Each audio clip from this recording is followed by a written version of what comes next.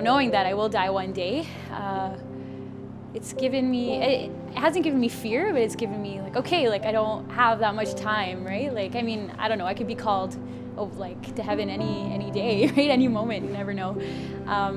So that actually inspires me to want to live life to the fullest, right? To make the most of every moment that God has given me.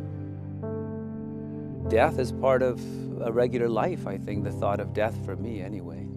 I think every kid, since they're about 4 or 5 years old, where they realize that, depending on their experience of parents dying, grandparents dying, people that they've been connected to dying, I think every kid lives with a shadow hanging over their life that is multi-dimensional, that I'm going to die, and I think more important, mom and dad is going to die.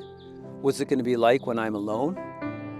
And I think also integrated into that is, what's it going to be like when I have to face death? And sometimes when we're alone and thinking about things, those sort of thoughts come up. I think it's common for everyone to have those thoughts.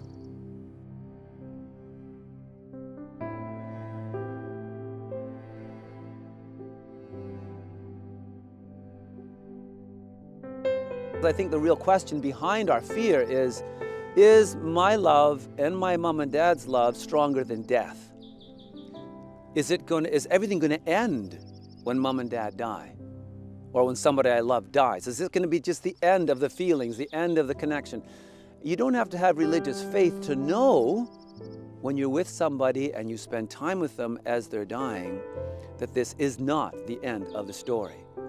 You feel it. Your love is not only threatened, but it's confirmed at the level of our bodies, at the level of our emotions, at the level of our hearts. It's healthy to think about death because it puts this moment into focus. That life does not carry on forever. That there is an end. And so we must live each day with the knowledge that this is the only gift that the present moment is the only thing that I know for certain I've been given, and tomorrow I may not. So to be able to live each day in its fullness, I think it's essential that people think of death. And I think we're doing a disservice to children when we try and hide death from our children. There's a real push in our culture today to not bring children to funerals, to not even have a funeral. And I think that's a terrible thing because, yes, it's sad.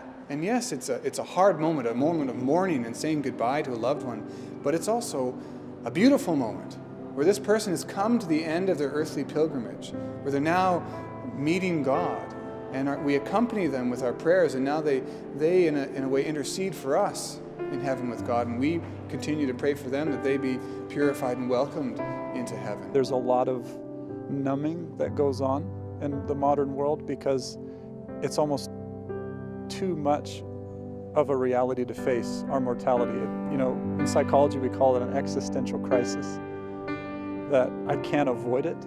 It's coming, and so I've got to try to make the most that I possibly can now, where in the Christian context we can embrace the reality of death because of Jesus.